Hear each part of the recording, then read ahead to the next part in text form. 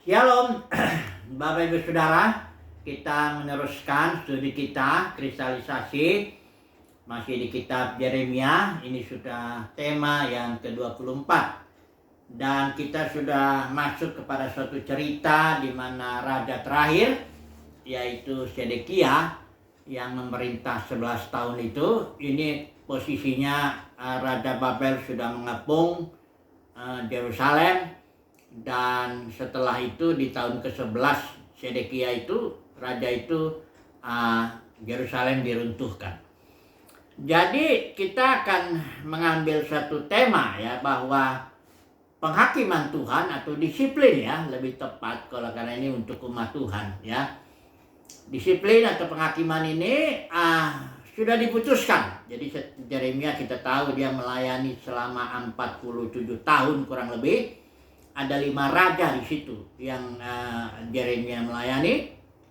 Hanya satu raja yang baik yaitu Yosia.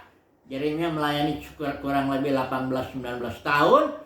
Kemudian ada satu raja yang hanya 3 bulan namanya Yoahas ya. Dia melayani hanya 3 bulan. Kemudian disambung oleh Yoyakim.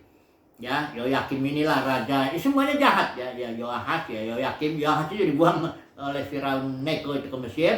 Yoyakim ini juga udah diserbu itu serangan Babel, ada orang Babel, orang Kasdim, Moab, Amon sudah menyerang di zaman Yoyakim gitu yang memerintah. 11 tahun ini Yoyakim. Kemudian yang ini ada hanya 3 bulan. Itu yang namanya Yoyakin.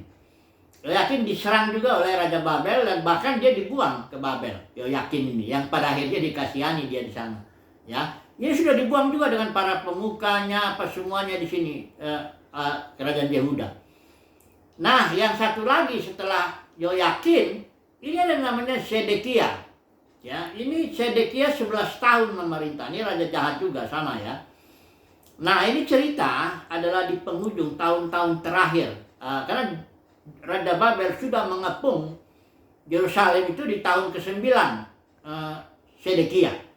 Tahun ke-11 orang sudah kelaparan, pintu tembok dibelah, lari ya, dan Sedekia diperingati ya, supaya disinilah nanti kita lihat firman Tuhan untuk supaya Sedekia menyerahkan diri kepada Raja Babel agar selamat nyawanya ya. Coba dulu kita lihat ya, ini firman Tuhan yang sebenarnya peringatan terakhir lah ini kalau bisa dibilang ya. Adanya di cerita ini ada di pasal 37 dan 38. Ya, saya bacakan dulu peringatan Yeremia ini ya. Dikatakan begini ya. Tetapi pasal 38 ayat 21, tetapi jika engkau enggan menyerahkan diri, ini Yeremia bicara kepada Sedekia. Itu pembicaraan tidak diketahui siapapun ya, dipanggil Yeremia secara khusus kepada Raja Sedekia. Dikasih nasihat begini, tetapi jika engkau enggan menyerahkan diri, maka inilah firman Tuhan yang dinyatakan Tuhan kepadaku. Dan kita tahu semuanya di sini artinya Sedekia akan diserahkan kepada Raja Babel. Kita tahu hukuman ini mengerikan sekali ya. Itu anak-anak Sedekia disembelih oleh Raja Babel itu, para pemukanya juga ya. Kemudian mata Sedekia dibutakan. Dan dia dibelenggu ke Babel dan mati dia di sana. Mengerikan ya. Tapi seandainya lah dia mendengarkan nasihat Yeremia, firman Tuhan ini ya. Jikalah Raja Sedekia mendengarkan firman Tuhan dan mau menyerahkan diri kepada Raja Babel ya, maka dikatakan di sini nyawanya selamat ya. Cuma di Yeremia ini Sedekia beralasan, aku takut kepada orang-orang Yehuda yang menyeberang kepada orang Kasdim itu. Nanti aku diserahkan ke dalam tangan mereka sehingga mereka mempermainkan aku ya, kata si Sedekia. Terus Yeremia bilang hal itu gak akan terjadi. Yang penting kau dengarkan firman Tuhan ya. Firman Tuhan tegas sekarang gini. Penghakiman sudah pasti jatuh kepada kota Yerusalem, kepada kerajaan Yehuda. Sekarang tinggal kalau engkau mau menyerahkan diri kepada disiplin Tuhan, ya, engkau datang kepada Raja Babel, itu engkau selamat malah, ya. Nah, jadi ini kita nggak usah cerita dulu bagaimana kondisi Yeremia. Pelayanan Yeremia ini agak menyedihkan lah kalau dibilang. 47 tahun melayani, tidak ada yang sedikit pun orang Israel atau pemukanya, rakyat yang mau mendengarkan suara kenabian Yeremia. Ya, malah di tahun-tahun terakhir ini Yeremia masuk ke rumah tahanan ya. Itu dia gara-gara dia keluar dari Yerusalem, disangka dia mau menyeberang ke orang Kasdim ya, dia ditangkap, masuk ke dalam ruang rumah tahanan cadangannya di bawah air itu ya. Kalau itu nggak lama itu Yeremia akan mati di situ. Untunglah dia ditolong ya, dikeluarkan, dia masuk, dia di pelataran penjagaan ya, itu di dekat istana itu ya, di pasal 37 ayat 21. Nah di situ Yeremia masih bersuara dia di pasal 38 ini. Yeremia masih berkali-kali dibilang mengatakan gini, siapa yang saya bacakan ya, pasal 38 ayat 2. Siapa yang tinggal di kota ini akan mati karena pedang. Ya, karena kelaparan dan karena penyakit sampar. Tetapi siapa yang keluar dari sini mendapatkan orang Kasdim yang sedang mengepung itu ya, ia akan tetap hidup. Nyawanya akan menjadi jarahan baginya dan ia tetap hidup. Mengapa demikian? Karena gini ayat 3. Kota ini akan pasti diserahkan ke dalam tangan tentara Raja Babel. Karena disiplin Tuhan atau vonis Tuhan itu udah pasti. Jadi tinggal orang mau nggak menerima ini, dikasih pilihan seolah-olah ya. Orang kalau engkau mau bertahan di kota ini ya. Karena para pemuka ini malah ngamuk, dia marah sama Yeremia dia. Dia bilang ini orang ini harus dihukum mati kata para pemuka Yehuda. Karena dengan mengatakan begitu katanya, kamu melemahkan tentara atau prajurit yang masih ada ini di pasal 38 ini ayat 4. Sehingga Yeremia dimasukkan ke dalam perigi atau sumur yang gak ada airnya, hanya ada lumpur aja di situ. Yang untunglah ditolong oleh seorang sida-sida ini namanya Ebed Melek, ditolong Yeremia di situ. Sehingga Yeremia ditahannya di pelataran penjagaan ya, suatu tempat di mana dan Yeremia dikasih roti ya, selama roti masih ada ya, setiap hari dikasih roti sampai akhirnya kota Yerusalem dihancurkan. Jadi kesimpulannya apa nih sebelum kita mau coba aplikasikan kepada kondisi kita saat ini. Ini cerita yang sangat menyedihkan, cerita tentang kerajaan Yehuda yang hancur ya, tahun-tahun terakhir itu ya. Apa yang kita mendapatkan di sini? Yaitu begini, disiplin atau penghakiman atas umat Tuhan itu udah pasti ya. Karena apa? Karena kalau kita melihat dosa Israel atau dosa kerajaan Yehuda itu jelas tidak mendengarkan suara Tuhan, tidak memelihara perjanjian Musa, terjadi penindasan ya, orang-orang janda-janda yatim, orang miskin, orang susah tertindas. Ada juga ketidakadilan sosial lah boleh bilang. Atau mereka ibadah hanya ritual saja, tidak ada itu hati yang bertobat ya. Mereka masih kadang-kadang bikin hari puasa macam-macam, tapi sebenarnya nggak lagi ya. nggak lagi ibadah itu hanya ritual aja, hanya letterlek aja, nggak dari hati lah ibadah itu ya.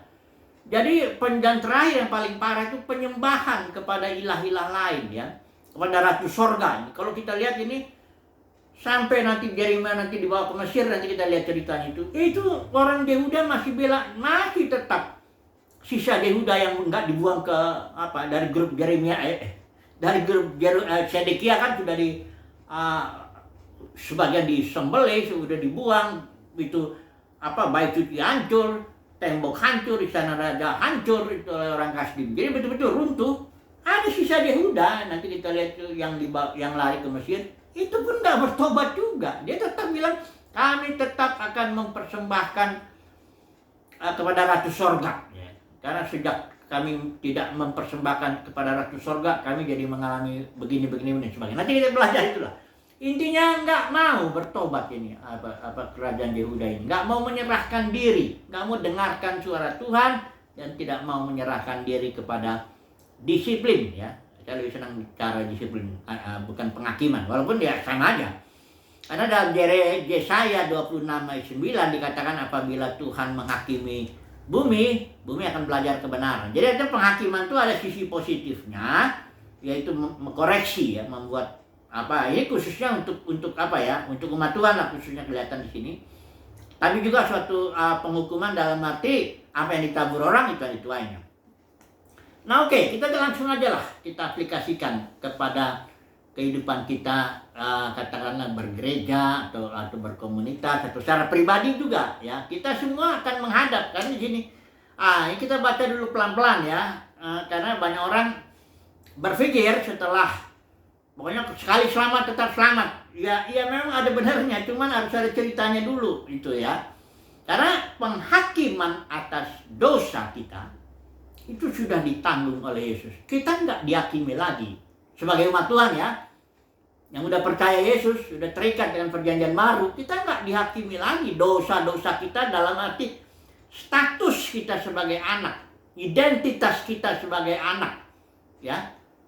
Kita sudah dipilih ya, dipanggil lah, atau ya lebih tepat barangkali menjadi anak Tuhan ya.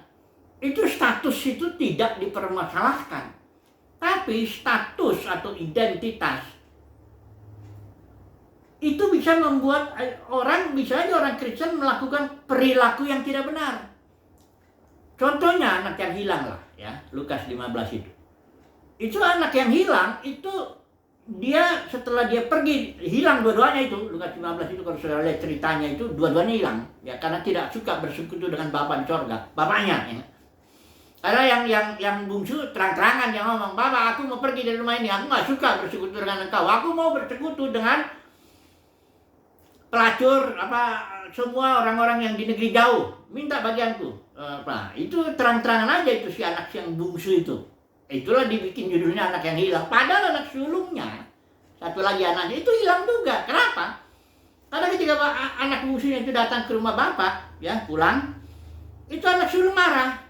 Loh, kenapa ini? Aduh, itu bapaknya bisa bikin apa? Pesta, ya, motong kambing apa semuanya. Yang sulungnya marah, kenapa? Gitu itu datanglah bapaknya, karena nggak mau masuk itu, anak sulungnya nggak mau masuk rumah, ya. Datanglah bapaknya ini, yang penuh kasih ini, nanya, kan kita harus bahagia dong, anak ini tadinya hilang, ya sekarang sudah apa? Tetap anak itu, walaupun dia sudah jauh main dengan pelacur, itu tetap statusnya, identitasnya itu anak dia. Tapi hanya perilakunya yang sedang dibentuk ini. Nah, si anak sulung ini bilang, "Kepada Bapak aku nggak taat sama Bapak, tapi kepadaku Bapak nggak pernah ngasih anak kambing supaya aku bersukacita dengan teman-temanku." Jadi si anak sulung ini pun nggak suka bersekutu dengan bapaknya atau bersenang-senang dengan bapaknya, nggak suka dia. Dia pengen kapan ini saya dikasih anak kambing supaya aku bisa bersenang-senang dengan sahabat-sahabatku katanya. Jadi dua-duanya hilang itu artinya tidak suka bersekutu dengan bapaknya. Jadi kalau orang Kristen bisa nggak hilang? Oh bisa. Bahkan yang di mimbar-mimbar itu bisa hilang. Kenapa? Yang senangnya pelayanan dia, senangnya duit dari hasil pelayanan, uang, jabatan, kemuliaan manusia. Dia nggak senang berdoa kepada bapaknya. Di sorga ada banyak itu. Ada juga orang yang nggak senang kok dengan Bapa di sorga. Dia senangnya yang berkatnya. Ya semua juga orang senang kalau berkat Tuhan itu. Kalau saya pernah penginjilan, kalau di Monas istri saya tanya, "Kamu mau nggak berkat Tuhan?" "Oh mau." Ditanya dulu, "Apa itu berkat Tuhan?" "Oh itu mobil, rumah, kekayaan, kemakmuran, pokoknya yang begitu-begitu." "Oh mau." Baru saya bilang, "Mau nggak Yesus Kristus?" "Wah sorry, saya nggak mau itu," katanya. Nah kan, jadi kalau berkat Tuhan semua di orang mau.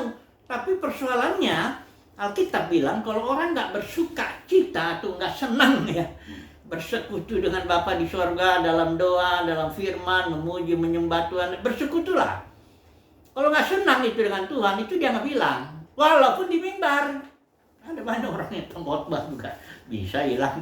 Anak hilang tuh seru, jangan pikir, karena kita selama ini konsepnya anak hilang itu selalu anak bungsu yang lari menjauhi itu ke pelacur-pelacur.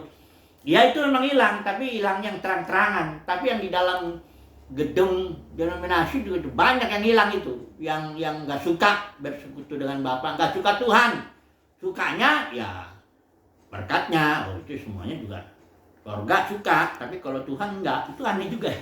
Tapi begitulah ya.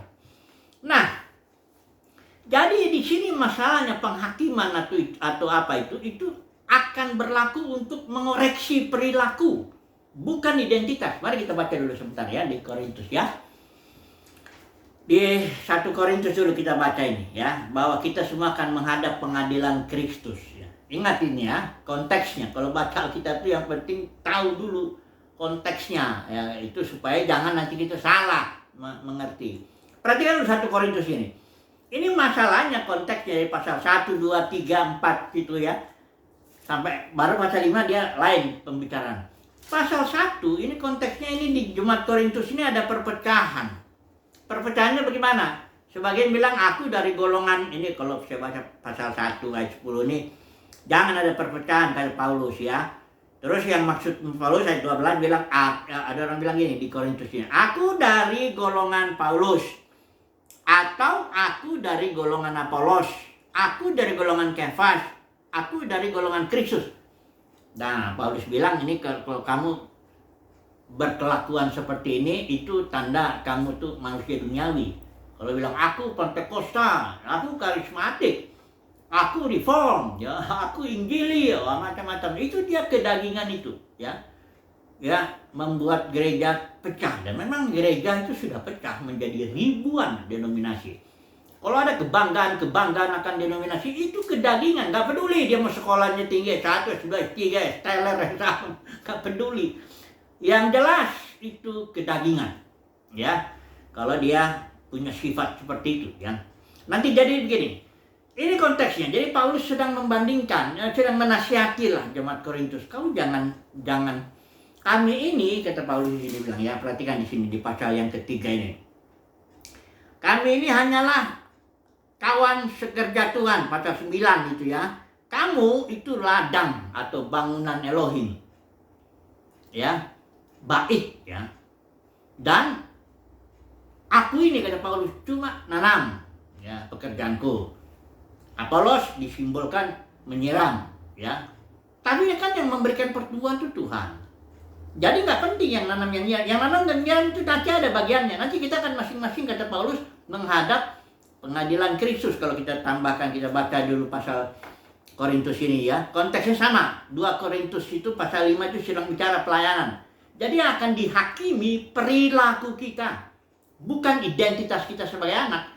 Karena kalaupun nanti perilaku kita gagal ketika dihakimi di pengadilan Kristus, perhatikan Paulus bilang, ayat 15.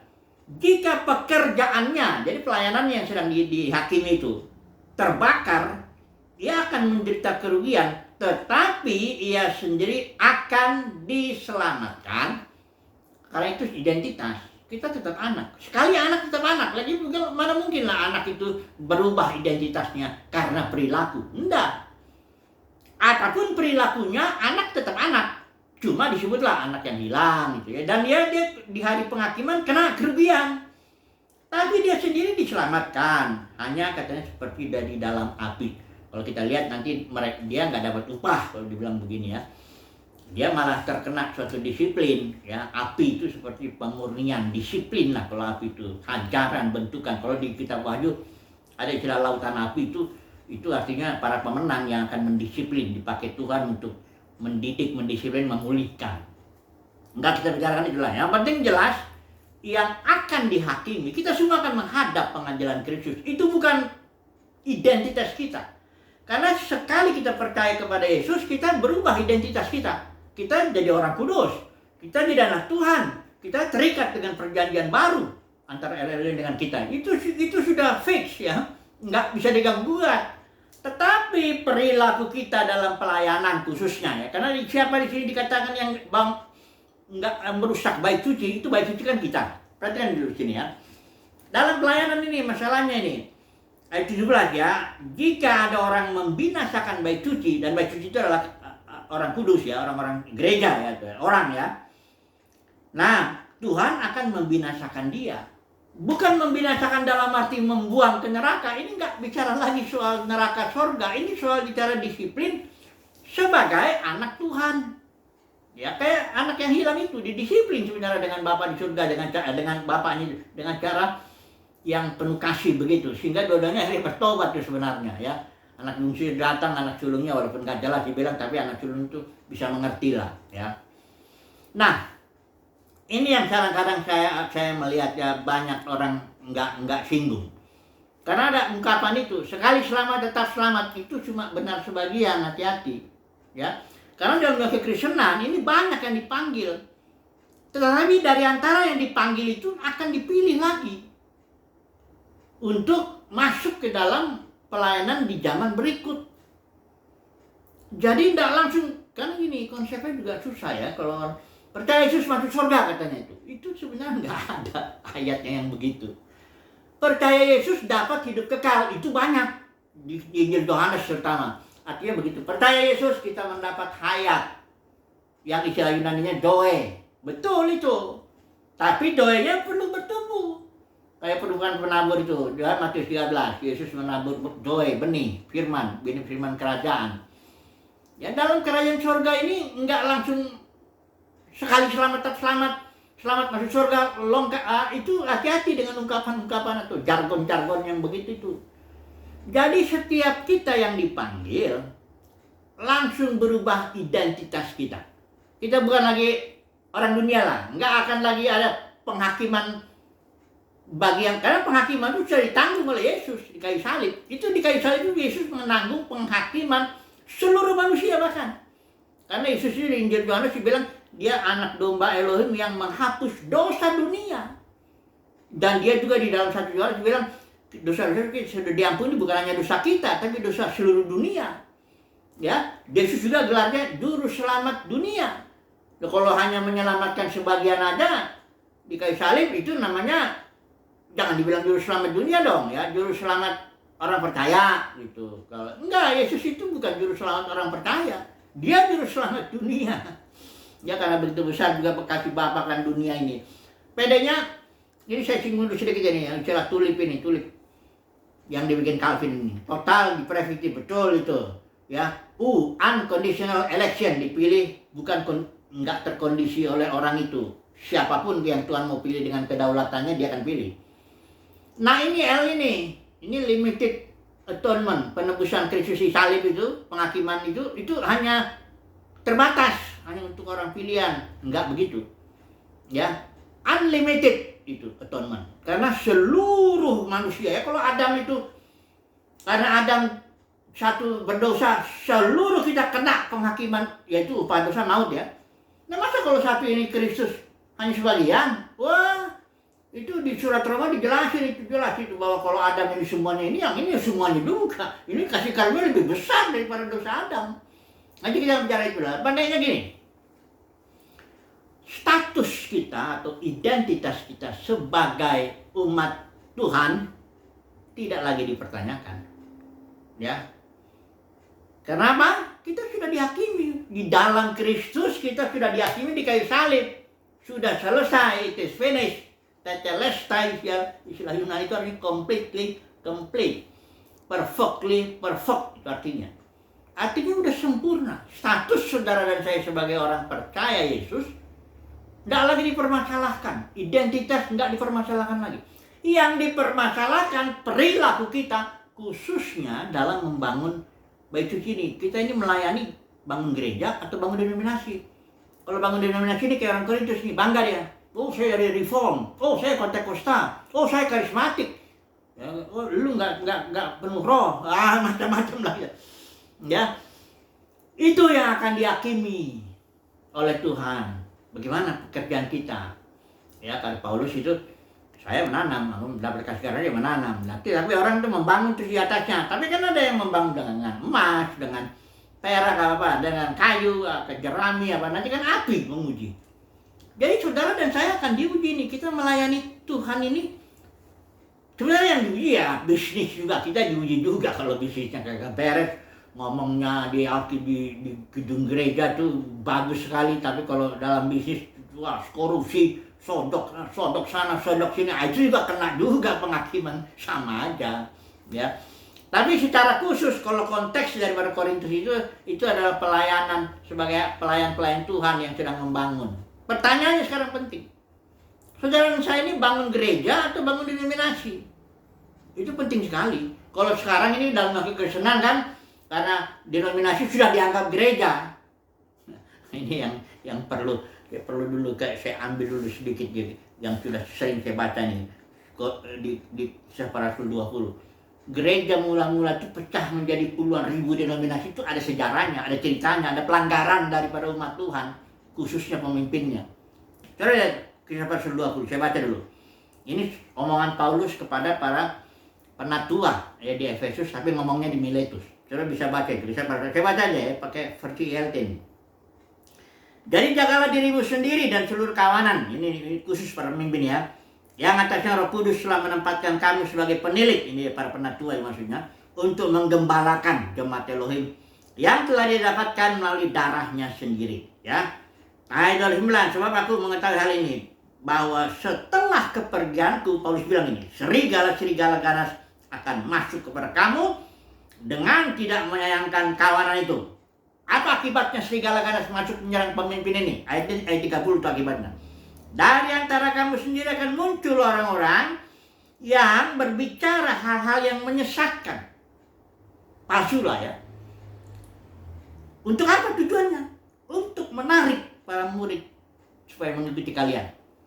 Sehingga para murid ini dalam Kristen itu, oh saya aliran reform, oh saya aliran Pentakosta, oh saya itu karena kenapa dia ngomong gitu? Kok jemaatnya ngomong begitu? Itu karena ditarik oleh para pemimpinnya. Memang kalau orang melayani umumnya, makanya ini kan dihakimi semua. Umumnya itu kalau melayani itu narik orang kepada diri kita. Nah itu yang bukan hanya narik orangnya, duitnya juga, udah pasti lah. Ya, ajaran palsu itu perpuluhan lah, buah sulung itu ajaran palsu itu gini. Ajaran itu benar, aslinya ada. Perpuluhan, buah sulung itu aslinya ada dalam konteks perjanjian lama. Tapi dipalsukan oleh para pemimpin ini untuk narik duit dari jemaat. Ada yang sampai nariknya nggak cuma hanya ratusan juta, ratusan miliar, dengan bangganya dia ngomong. Kalau saya sebut namanya pemimpin ini pasti sudah tahu di Jakarta kok tinggalnya. Ya, ada yang triliun. Yang kasus terakhir itu ada 4,7 triliun apa. Itu nanti akan dihakimi semua. Dihakimi, kita semua akan datang menghadap pengadilan Kristus untuk mempertanggungjawabkan pelayanan atau pekerjaan kita, bukan status kita atau bukan identitas kita sebagai anak Tuhan, bukan itu. Kalau identitas sudah beres ya, kita sudah anak Tuhan. Ya, tapi ingat, disiplin itu tetap. Ya, karena Tuhan akan pilih nanti. Dia kan banyak, makanya dalam Kristen banyak yang dipanggil, sedikit yang dipilih. Kayak menabur dalam kingdom itu nyari ikan. Nanti ikannya kan dipilih, mana yang bagus, mana yang enggak, ya. Atau dalam perumpamaan itu tuh pesta kawin, ya, semuanya diundang, ya. Tapi nanti dilihat ya ada yang pakaian pesta atau enggak, kan gitu, ya. Ada banyak yang dipanggil, sedikit yang dipilih. Bahkan di surat di Wahyu 17 itu dibilang yang dipanggil, dipilih, setia. Ini yang disebut pemenang. Karena dalam Kristen sekarang enggak semua pemenang, karena gereja sudah pecah menjadi ribuan denominasi. Oh, ini banyak nih pengajar-pengajar palsu, nabi-nabi palsu, apa semuanya narik jemaat kepada dirinya, narik duitnya lagi.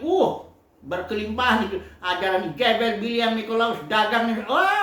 Berkelimpahan. Apa enggak itu Tuhan enggak menghakimi itu? Oh, dia menghakimi, bagi saudara. Cuma sekarang memang belum waktunya, makanya Paulus bilang jangan dulu kita menghakimi. Bukan jangan negor ya, ingat ya. Jangan samakan itu. Paulus tegas bilang sama Timotius, tegurlah para penatua jangan lain. Nasihatilah, nyatakanlah apa yang salah. Ya. Karena nanti ada datang waktunya juga orang nggak mau dengar teguran. Jadi kalau menegur itu harus saling menegur. Ya, kayak saya begini ngomong di depan orang gitu kan, YouTube begitu kan.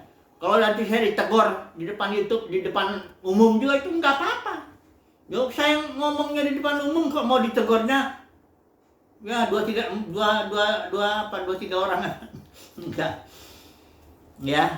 Tapi intinya kita semua akan datang menghadap pengadilan Kristus untuk mempertanggungjawabkan perilaku atau pelayanan atau pekerjaan, bukan mempertanggungjawabkan status. Kan status itu memang sudah jelas kita anak, statusnya sudah jelas kita terikat sebagai umat Tuhan, terikat dengan perjanjian baru yang dibuat Yesus itu, jelas itu sudah ya. Sekali lagi ya, jangan kacaukan ini ya, perilaku dengan identitas ini beda. Anak yang hilang statusnya tetap anak, identitasnya tetap anak, walaupun dia main sama pelacur sana, walaupun dia lari nggak suka dia dengan bapaknya, sama dengan anak sulung, walaupun kelihatan kelakuannya dia di rumah bapak gitu ya. Dia nggak suka juga dengan bapaknya, dia suka dengan teman-teman yang mau pesta-pesta dan sebagainya, ya. Jadi kalau saya bilang ini hilangnya di statusnya tetap anak, tapi hilangnya yang satu hilangnya itu di kafe-kafe atau dugem-dugem atau kalau yang ini hilangnya di dalam gedung gereja ini hilangnya sama hilang. Itu yang akan dihakimi nanti. Itu yang akan dihakimi dan penghakiman itu kata surat Petrus itu mulai dari ini yang di Petrus ini juga sama ini ya. Kalau kita lihat yang di Petrus surat 2 Petrus itu ya. Nah ini satu berapa nih? 1 Petrus 4 ayat 17 ya kalau saya baca ini ya. Dikatakan sebab inilah saatnya untuk memulai penghakiman dari bait Elohim dulu ya, gereja maksudnya ya. Dan jika pertama-tama dari kita ya, sebagai umat Tuhan, bagaimanakah akhirnya dengan mereka yang tidak taat kepada Yesus? Simpulnya saya bilang. Intinya, saudara dan saya akan menghadap pengadilan Kristus. Sekali lagi, bukan untuk dihakimi status kita, bukan dihakimi identitas kita, tapi akan dihakimi perilaku, perbuatan, pelayanan. Bangun gereja atau bangun denominasi, lu pelayanan lu cari untung atau cari duit atau cari kemuliaan manusia atau enggak? Karena Paulus bilang tegas tuh, kalau aku berusaha menyenangkan manusia, aku bukan hamba Kristus ya, aku udah main macam-macam ya. Pokoknya kalau berlimpah guru palsu, nabi palsu itu banyak. Nanti dia akan dihakimi. Sekali lagi ya, ini Paulus kan bilang, jangan dulu menghakimi sekarang. Itu bukan berarti jangan negor ya. Beda ya, menghakimi dengan negor. Negor itu suatu perintah, nyatakan apa yang salah. Tegorlah, nasihatilah. Bahkan Paulus bilang sama Timotius di depan umum, supaya yang lain pun takut. Itu konteksnya itu negor kepada para penatua itu ya, supaya yang lain takut, supaya jangan ada kebusukan dalam bait suci ya.